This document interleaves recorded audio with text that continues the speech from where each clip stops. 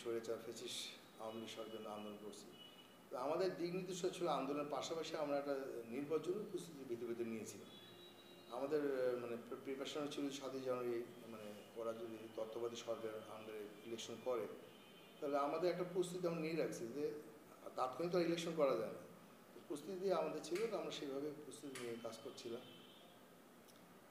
তো এখন আমাদের তো বিএনপি তো এখন সবচেয়ে বড় দল, আমাদের জনপ্রিয়তা মানে বলতে গেলে এখন আকাশচুম্বী। আর আমি বিশেষ করে আমি ব্যক্তিগতভাবে যখন বিভিন্ন 13টা ইউনিয়নে ঘুরছি, তো 13টা ইউনিয়ন তো আমরা ঘুরছি, তো বিশেষ করে আমি ব্যক্তিগতভাবে আমার ক্যাম্পেইন করছি দলের পক্ষ থেকে, জনগণের ভিতরে প্রচুর সাড়া পাচ্ছি।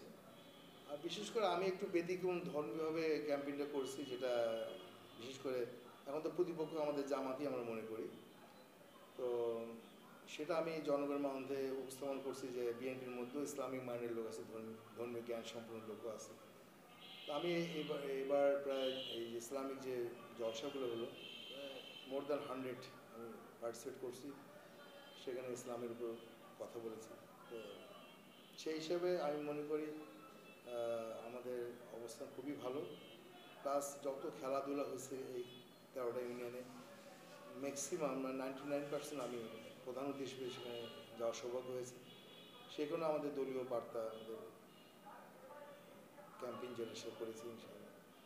তো আমাদের তো আমরা তো ইলেকশন করে আসা দল, এই না যে আমরা নতুন দল করছি আমরা ইলেকশন জানি না কেমন করতে হয়। আমাদের তো একটা প্রিপারেশন সবসময় থাকে, বৃহৎ দল আমরা। তো আমাদের একটা মাঠ পর্যায়ে একটা প্রস্তুতি ছিল, এখন আমরা সেটা জোরে সোরে করতেছি। যেহেতু আমাদের নেতা জনাব তারেক রহমান সাহেব উনি আমাদেরকে বলছে আপনার নির্বাচনী প্রস্তুতি নেন, সেই লক্ষ্যে আমরা কাজ করে যাচ্ছি মাঠের মধ্যে। আমাদের ইফতার পার্টি হচ্ছে, সেই ইফতার পার্টি শুধু দলীয় না, এটা আমরা জনগণকে সম্পৃক্ত করছি। বিভিন্ন ইউনিয়নের ওয়ার্ডগুলোতে আমরা জনগণকে সব সব দল মত নির্বিশেষে জনগণকে নিয়ে আমরা ইফতার পার্টি করতেছি, সেরকম অনেক সাড়া পেয়েছি আমরা মাশাআল্লাহ।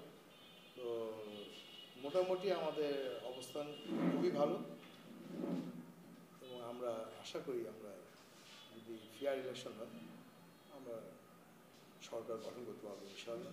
16 বছর তো সে সাংবাদিকরাই ভালো জানে যে গায়েবী মামলা, তারপরে মিথ্যা মামলা দিয়ে আমাদেরকে অনেক চেষ্টা করছে, জুলুম গুম খুন, কোনো কিছুতে আমাদেরকে দমে রাখতে পারে। আমাদের প্রায় কয়েক লাখ কর্মীর উপর মামলা হয়েছে, আমাদের শুধু একজন নেতারই 465টা কেস, হাবিবুর শহীদ ভাই। তো এইভাবে মিথ্যা মামলা গায়েবী মামলা দিয়ে আমাদেরকে অনেক কষ্ট দিয়েছে। এই বিভিন্ন আন্দোলন সংগ্রামে আমাদের ছেলেমেয়েরা ধান খাতে যা শুয়েছে, লুকাইছে, খাবার নাই, মানে আমি কাউকে কল দিচ্ছি বলছে ভাই খালি ভাত ডালও নেই, তারপরেও বিএনপিকে দমাতে পারেনি। হ্যাঁ, আমরা তো এবং গত যেটা অভ্যুত্থান হলো আর কি ছাত্র জনতার, সেখানে আমাদের ভূমিকাই ছিল মুখ্য। আমাদের নেতার জনাব তারেক রহমানের ইনস্ট্রাকশন ছিল, সহযোগিতা ছিল, প্লাস ওরাও আমাদের কাছে সাহায্য চেয়েছে যে আমাদেরকে হেল্প করে। যখন ছাত্রলীগের লোকরা ওদেরকে পিটাচ্ছিল, মারতেছিল রাস্তাঘাটে, আমরা দলীয় ব্যানারে যাইনি, কিন্তু আন্ডারগ্রাউন্ড থেকে সম্পূর্ণভাবে এই আন্দোলনটাকে আমরা সাপোর্ট দিচ্ছি এবং এটাকে এক দফায় রূপান্তরিত করা হয়েছে।